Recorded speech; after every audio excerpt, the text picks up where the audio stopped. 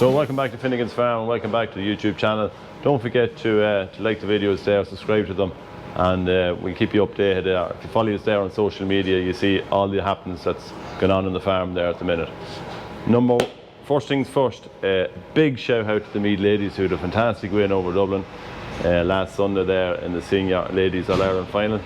As you know from, if you watch some of our YouTube videos there, we had a little challenge there between Carla Rowe of Dublin and Orla Bourne there of Meath in the Spud Box Challenge, which ended in a draw, but didn't end in a draw last week. The girls are really up for it. So commiserations to Carla and the Dublin team, and congratulations to Orla and the Meath team. They played a fantastic brand of football, and it's probably some of the best days that I've ever been in Croke Park to witness what went on that day. An absolute, complete powerhouse of a display by the girls. So well done, girls, and upwards and onwards. Cabs are just after being loaded there on the trailer, and we're heading off to get the interiors fitted there.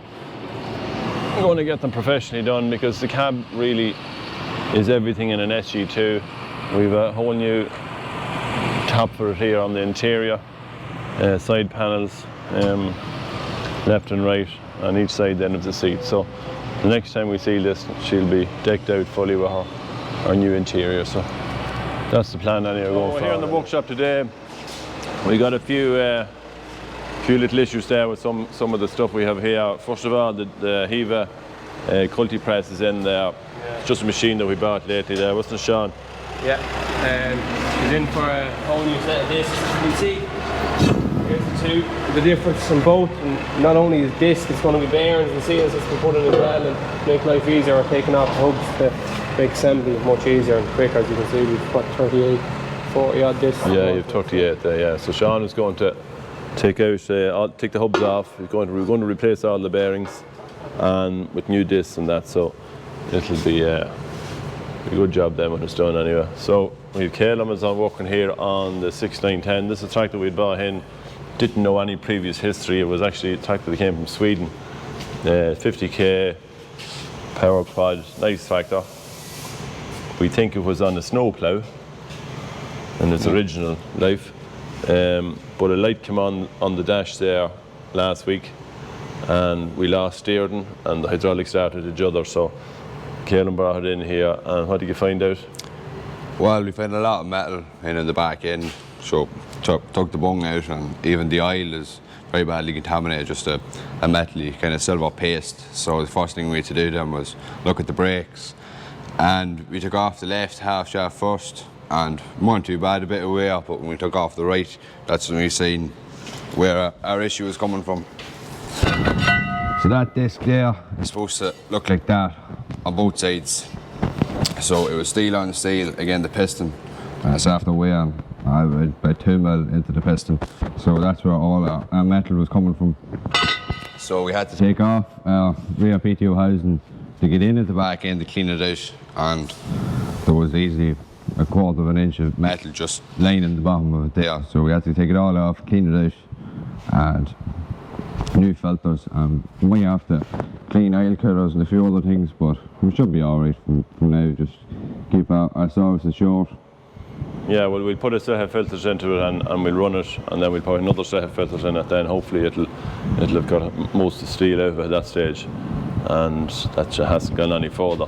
That's the plan anyway, isn't it? Yeah. So yeah, look, if we get that, you'll put that back in today, fill her up with oil, get her up and going then, and bring it out to the lads and let them try it out. The case coming in there,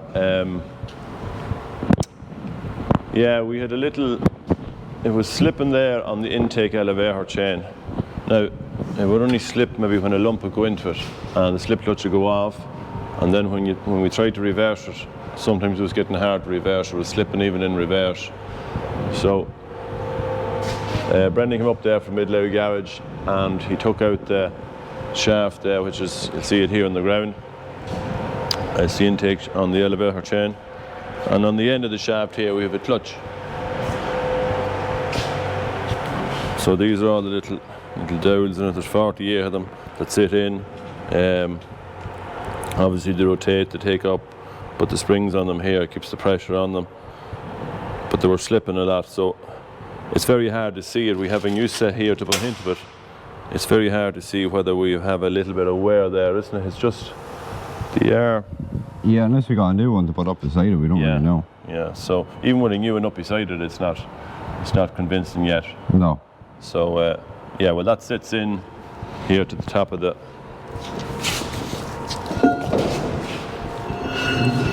that sits in here in the groove. Now I don't know whether we have wear here, but anyway, we're going to put a new set into it and put it back into the combine. We're finished combining as such. Well, we have the beans to cut, so that'll take a day or two anyway with the 2 combines to cut them.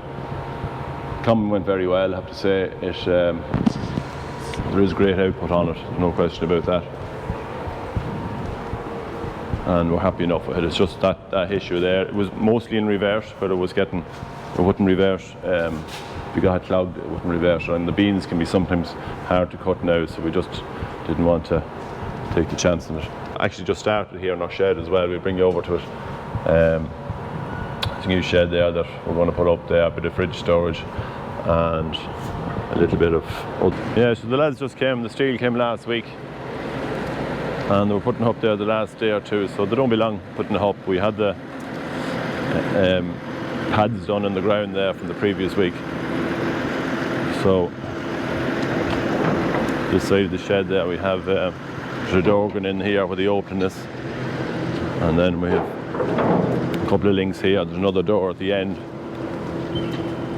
and there'll be a fridge on one side of it there, so it'll just give us a little bit of extra capacity there to have a little bit of fridge storage. So it'll go, it's 200 foot there between that shed and that shed, so it's just going to sit in there perfect. The 2 sheds are in line. When we put that one shed up, we're conscious there that it would line up with this one. So that's it at the beginning anyway. It'll take shape now over the next few days. They'll have the steel work all done on it, and then we'll be waiting for sheeting and tin and things like that as we go along. But at least it started now. That was the main thing, to get it up and running. We had the shed bought from last year, so just as well with the price of steel. So the cabs went away there the other day on the trailer, and they've come back there with the interiors are completely done on them here. We have the panels obviously to go back up on top of them, but it looks a nice job there, lovely colour in it. With the bottom one done here, the sea has to go in. We're still waiting on the bottom interior for that tractor there, but we have the one up on the roof, it's done. So yeah, look, we have a little bit of progress going on there all the time, and hopefully now we'll start building back up with the glass in. We have all the trims for around the doors, and we had got them all, and we have the glass all for both cabs anyway, so we'll be making progress on that on the next couple of days. For today's video, don't forget to share and to like the channel there, subscribe to the channel there if you want to. Any comments, put them in the comments list and we get back to you. But that's it, we'll keep you updated as we go along. There's other things happening on the farm in the next few weeks, so just keep watching the channel there and you'll see what's going on.